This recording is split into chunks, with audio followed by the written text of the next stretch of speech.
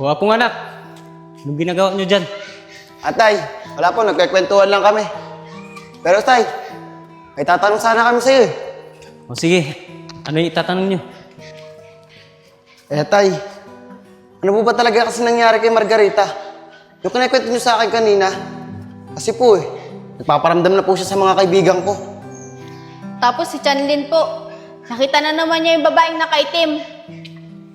Kaya nga po Mang Allen, kami po ni Igoy, nakita po namin babae. Mahaba po yung buhok niya at itim na itim yung suot niya. Sige na po, Mang Allen. Sabihin mo na po sa amin yung totoo kung ano yung nangyari kay Margarita. Dahil malakas po ang kutob namin na may nalalaman ka tungkol sa kanya. Sige, sasabihin ko na sa inyo kung ano talagang totoong nangyari kay Margarita. Dahil gabi-gabi na lang siyang dumadalaw sa panaginip ko. Sige po tay, makikinig po kami sa'yo. Sabihin niyo na po kung ano po talagang totoong nangyari. Tandang-tanda ko pa, nung bata pa ako. Binibiro ko nga si Margarita eh. Naliligawan ko sa paglaki ko. Dahil ang ganda niya. Maraming nagkagusto sa kanya sa lugar namin. Nung isang araw, habang naglalakad ako, may narinig ako isang babae na sumisigaw dun sa abandonadong bahay na yun. At pagtingin ko, si Margarita, ginahasa siya at pinatay. O, Teddy, ako muna una ha. 1, 2.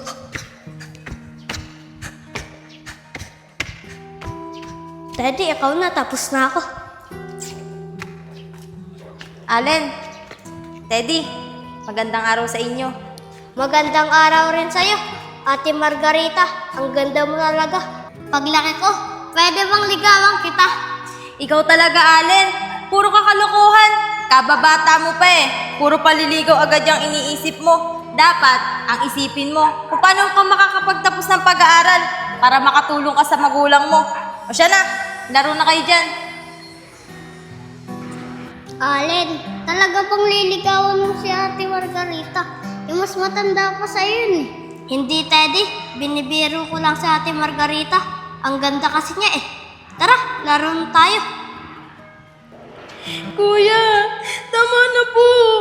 Maawa po kayo sa akin. Kuya! Si Itay talaga. Ako na naman yung uutusan niya. Eh, nandun naman si Kuya eh. Kuya, tama na po. Wag po, maawa po kayo sa akin. Teka, ano yun? Kuya, tama na po. Parang awa niyo na po.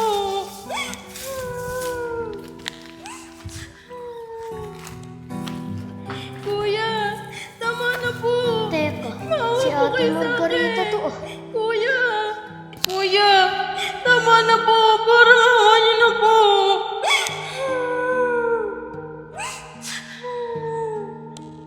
Allen, tulungan mo ako.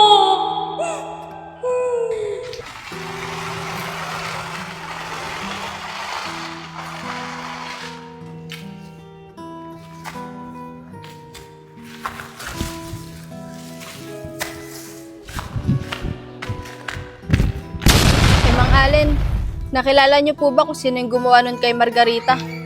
Apong anak, tara na, uwi na tayo. Paano mga tol? Mauna ako sa inyo ah.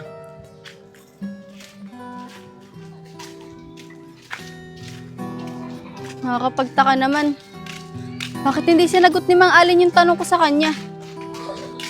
Posible namang hindi niya alam kung sino yung gumawa nun kay Margarita.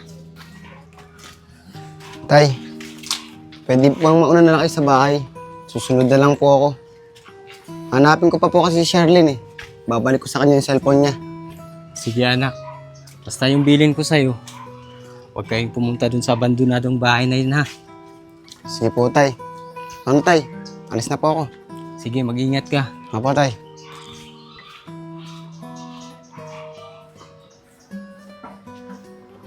Apong anak, kapag kaya nalaman mo na pumatay kay Margarita, ay tatay ni Charlene, mamahalin mo pa kaya siya? Sino kaya lagi nagpapakita dun sa akin sa may abandonadong bahay? Hindi ko naman siya kilala. Pero bakit lagi siya nagpapakita sa akin?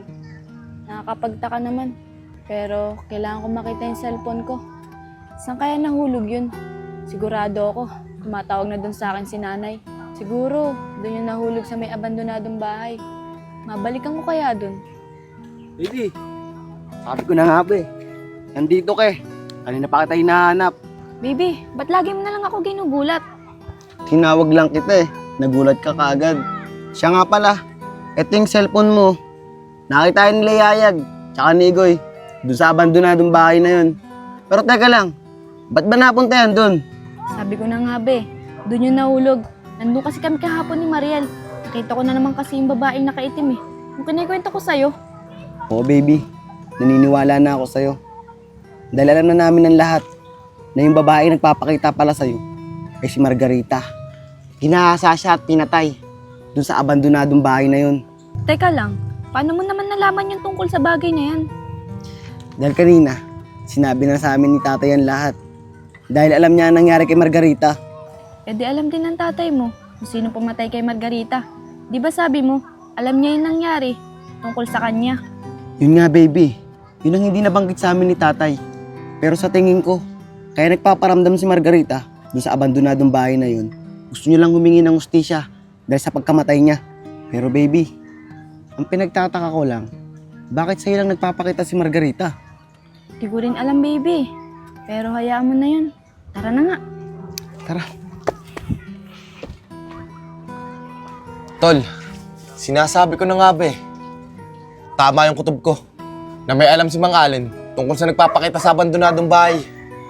Pero, ang pinagtataka ko lang, bakit kaya hindi niya sinabi kanina kung sino may gawa nung kay Margarita?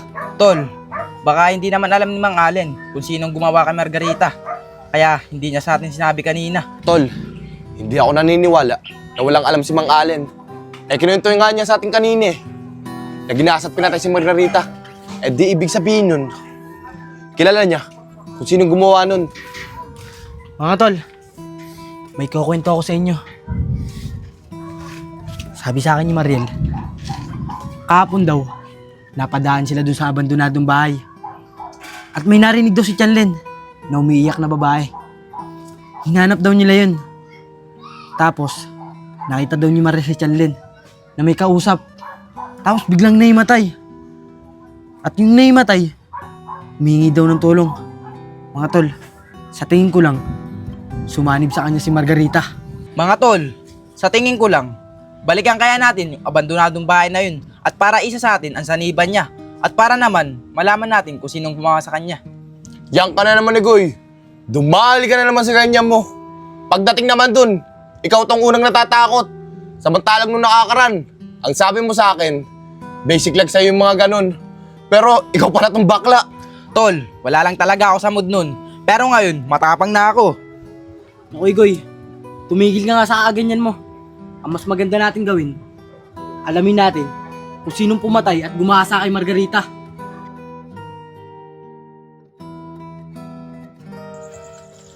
Baby, salamat nga pala sa paghatid mo sa akin dito ah. Ano ka ba naman baby? Wala yun. Alam mo naman, bandirin dyan sa may dinadaanan papunta rito sa inyo eh. Sige na, uwi ka na. Dito lang naman bahay namin eh. Mamaya na, pwede muna bang pumasok ko dyan sa loob? Sige, ikaw bahala. Tara. Tara.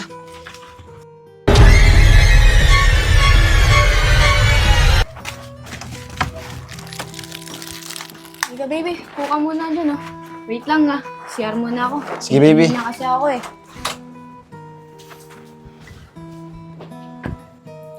Bilib talaga ako kay Charlene. Nakakatagal siya mag-isa rito. Eh, yung nanay naman niya, bihira lang umuwi. Baby, nagugutom ka ba? Kain ka muna dyan, may pagkain dyan. Baby, hindi ka ba kinakausap? Uy, ano ba? Ano ba nangyari sa'yo? Baby, sino yun?